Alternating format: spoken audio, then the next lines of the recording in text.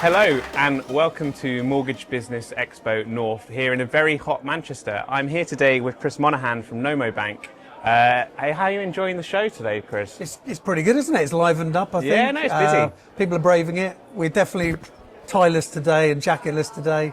It's not what we're used to in Manchester. No, it's not. All good. So today we'll be talking about international investment and its role in the UK property market and for mortgage brokers. So, Chris, to begin with, I want to talk about the Gulf Cooperation Council of Countries, the GCC. So that includes the Kingdom of Saudi Arabia, Kuwait, the UAE, Qatar and Bahrain.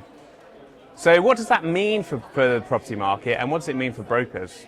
Yeah, so I think there's a long-standing affinity with the Gulf countries, with the UK, and that goes back a number of years from a cultural point of view and an economic point of view. And I think more recently with the build-up of Dubai, we're seeing a lot of expats who have moved abroad, but of course have retained property interest in the UK. So that might be a buy-to-let portfolio, it might be their ex-family home. Yeah. And so there's a demand and a need from the region into the UK market. And I think from a broker point of view, that demand is actually pretty well underserved. It's quite often put on the, well, I mean, this looks a bit difficult pile from a broker point of view. But there's plenty of opportunity and specialist lenders who have entered the market to try and solve some of those problems for brokers. Just a couple of stats which might be of interest to brokers. So we work with Rightmove regularly. They keep an eye on all of international inquiries into Rightmove from a property point of view. And 11% of that is made up from people from the Middle East. And if you think about population, that's quite, the Middle East is like 1% of the world or whatever it is, less than 1% of the world. So it makes up quite a bulk of that. There's a big solid interest from there. And I think the second thing I'd add is that those numbers have increased over the first couple of quarters of this year. There's a growing interest as property investors in the GCC are looking to maybe diversify what they've got in their portfolios. Interesting. So in a relatively flat market, it's quite a significant opportunity. 100%. That's sort of why we've existed. We're growing into a market and an opportunity that's becoming stronger across the last 2 or 3 years. Thank you.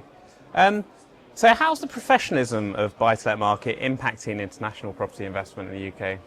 Yeah, it's a good question. Isn't it? We've talked about the professionalism of the buy-to-let market in the UK.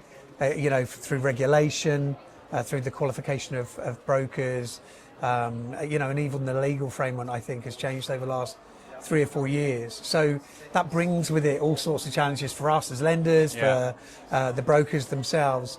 I think actually international investors probably see that long term as a benefit. They're investing remotely. They want comfort, they want stability, they want an environment that they can invest in and almost leave to run and manage itself. And so actually that framework, this improved framework for both landlords and renters is giving them, I think, a much stronger foundation for them to invest into the UK market. And that's been seen, I think, by the growth of demand.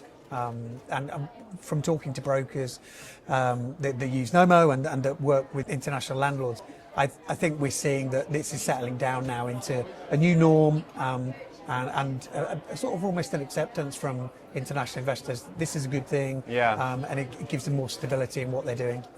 So it's a good thing for international investors. What would you say to brokers as to why they should consider international purchase as a good source of business? Yeah, I think it's interesting because I mentioned earlier, didn't I, that I think sometimes if you're running across these opportunities, maybe with a local purchase through an agent an estate agent that you're linked with, or maybe a new homes developer, you can look at it and say, oh, this looks a bit too difficult. It's going to come with maybe some cultural difficulties. Maybe there's a language barrier. Do I want to start it? I think the big thing for me is that, as I said, it's an underserved market. So not a lot of brokers embrace it fully and properly. It's a growing market, which is important. And I think if brokers take a moment, and I'll say this later in the room probably, we all know within our social network, within our professional network, people who've moved to Dubai or to Kuwait, to Qatar for a job, maybe for 4 or 5 years. And those people still need property finance requirements. So there's an expat requirement where it's quite easy, I think, to link into that network and those people and do a good job for them. But the big thing that we see, particularly in Dubai, is those networks grow, right? So you get referred on to someone else who has the same issue or same problem that they need solving. The last thing I'd say I think about why brokers should embrace is that it's decently high net worth. They're interested in good value property to invest in, and it's sticky. If you do a good job for these people, they're not going to look elsewhere. They're really going to want to build a relationship with you. And if you look at, for example, the growth of portfolio landlords, that can be really beneficial for brokers to build relationships outside of what might be their day-to-day and their run-of-the-mill business that they do week in, week out. Yeah, great, thank you. And we've spoken about international investors. Maybe let's talk a bit about NOMO Bank now. So what services does NOMO Bank offer? Yeah, I mean, we talk a lot about specialist lending, and we're very specialist. So we're unique in that we're an FCA regulated bank. We're based in the UK, team all over there. We've got a team of BDMs who cover the whole of the UK and look after brokers. But actually the only people that we serve and we provide property finance to are residents, and I use that word very carefully, residents who live in those Gulf countries. Yeah. And they're split into two camps really. Expats, so people who have gone to live and work in Dubai, still need to service their property in the UK, or they might be buying back in the UK, either as a holiday home or to move back eventually. And then there's local Emirati, and that's a good strong market. There's lots of cultural ties, but also if you look at places like Kuwait, there's a real affinity with higher education in the UK. So they'll quite often send their son or daughter to study in the UK and use that as an opportunity to buy a property in the UK. And NOMO is here exclusively to serve that demand, to look after brokers who are transacting in that space. About 90% of our business is through brokers. And then if you look at how we do that, we've got a team of Arabic speakers. We know the market out there. We look after all the ID&V.